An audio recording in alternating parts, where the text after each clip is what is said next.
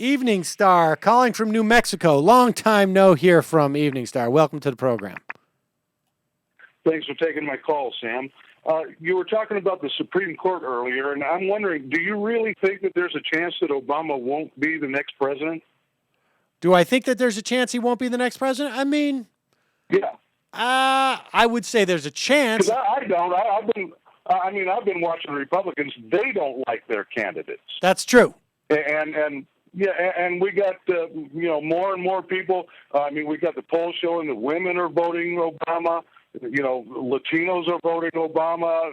Nobody's going to. It's April, but if I had to bet, I would bet on Obama. If someone forced me to bet, I wouldn't bet a lot. But if the numbers that we see today, we see in October, then I would bet a lot. Okay, yeah, I think you could probably bet the farm and come out okay on that. But let's go with that. Let's say that he is the next president. Which of the 5 conservative Supreme Court justices do you think will allow himself to be replaced by Obama in the next term? Well, I don't know. I think he will definitely be in a position. Any of them might consider allowing themselves to be replaced by Obama? Look, I think there's a couple that are in their 70s, or one, I guess. Scalia's in his 70s. It's not impossible. So you're hoping to get lucky? Well, no, you're missing my point. I know for a fact. Well, I don't know for a fact, but I would also bet the farm, even more so than Obama's, that there'll be at least one of the 4 who need to be replaced, the liberal ones, and maybe 2. Well, yeah, Ginsburg, she's going to have to be replaced. There's no doubt her health is just too poor. Do you think that there's a chance that he won't replace her with someone to her right? I mean, he's done it twice already. I would say there will be someone to her right, but I don't believe that he will appoint someone who will be voting with the 5. Well, yeah, I think it'll be someone to the left of Kennedy. Let's put it that way. Yeah, most of the time she won't. Her replacement won't vote with the 5, but he's going to replace her with someone to her right. So on occasion she will, or her replacement will. So what will be the real difference then if we lose 5-4 or 6-3? Well, the difference won't be in any case that come up in that situation, but in 10 years, it'll be a big difference. Do you think Scalia is going to stay on the court? Do you think Scalia, let me ask you this, do you think Scalia is going to stay on the court until he's 85 or 90?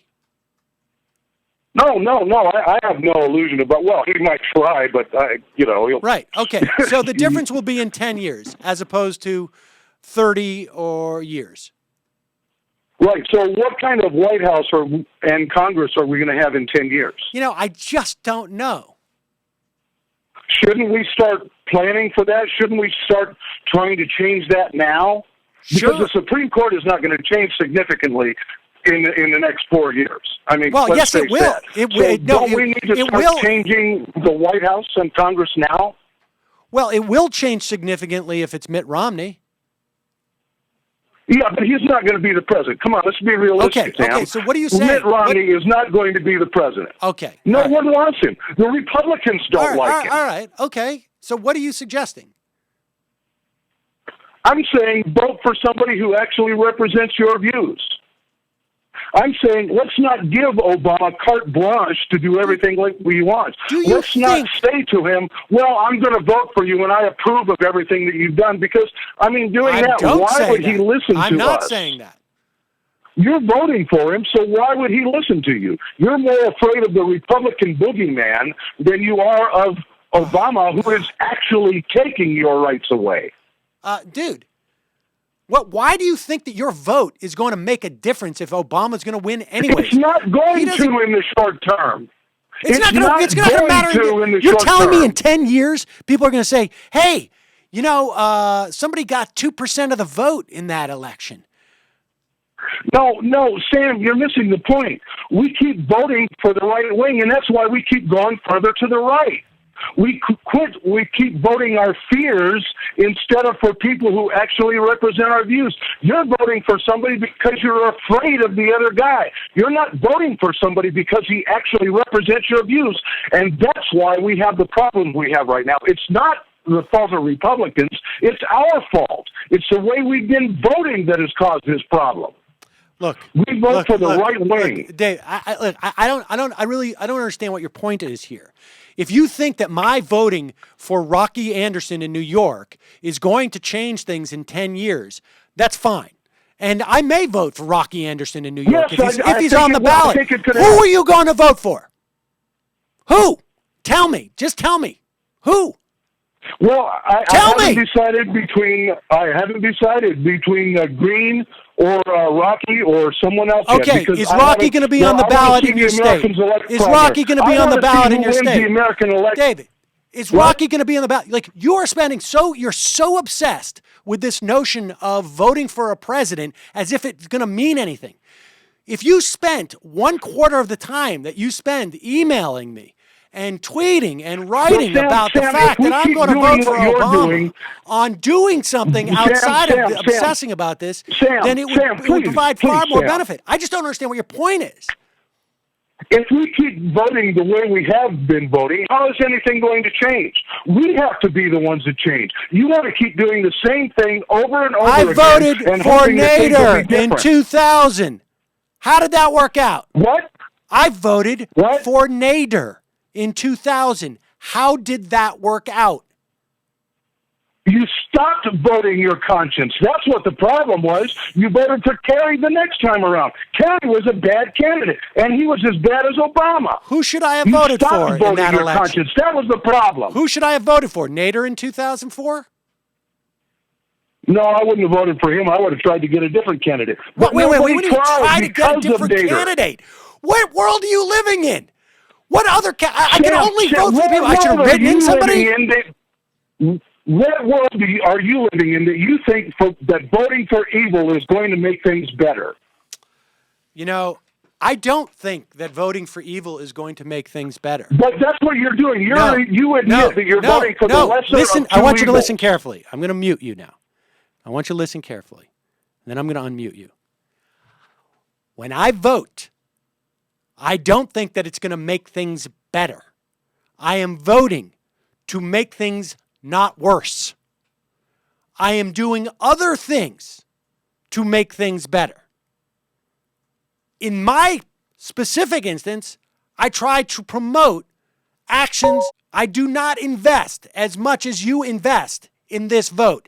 We don't have a good choice in this vote. We have a bad choice and a less bad choice. And so that's the way I'm voting. EveningStar, does that make sense to you? Well, Sam, when you say that you're voting to not make things worse, that tells me that you're not making things better.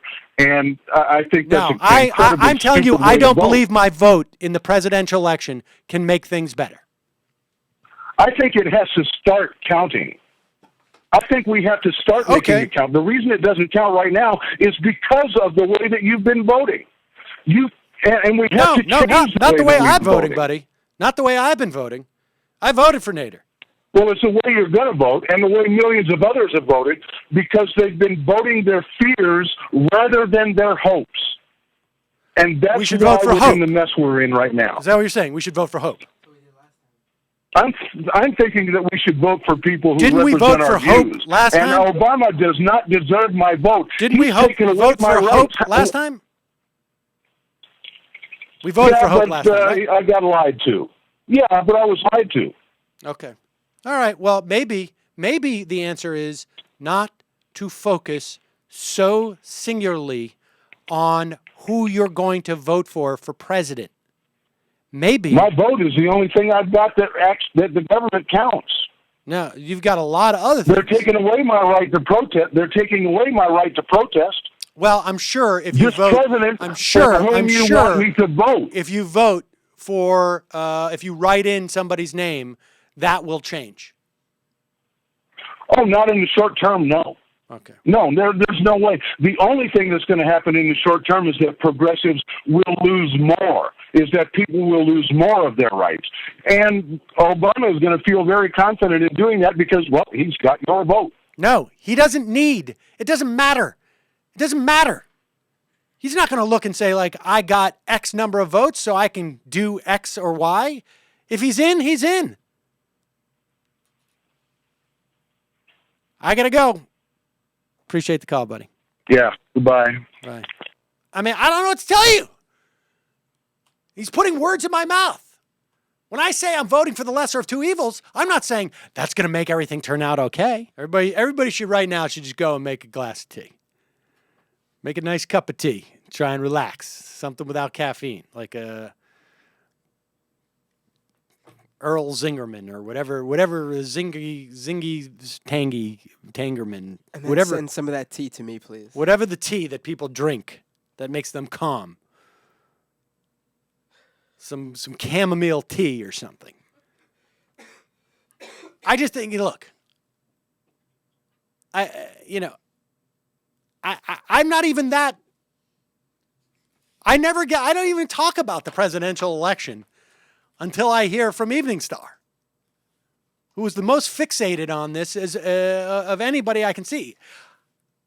I went on national television and I said, I hope we have a primary challenger for Obama. I can't make somebody run.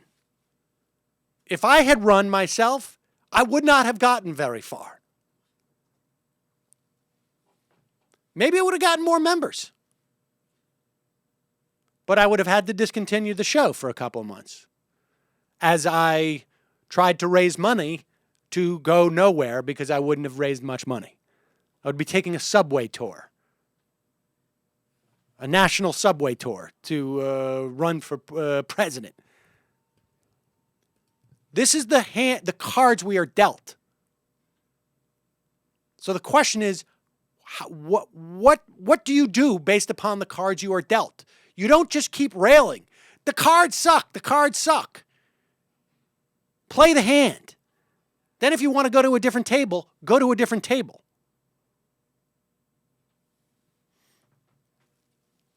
In that metaphor, a different table may be, sort of agitating for a third party, but I would do it on a local level.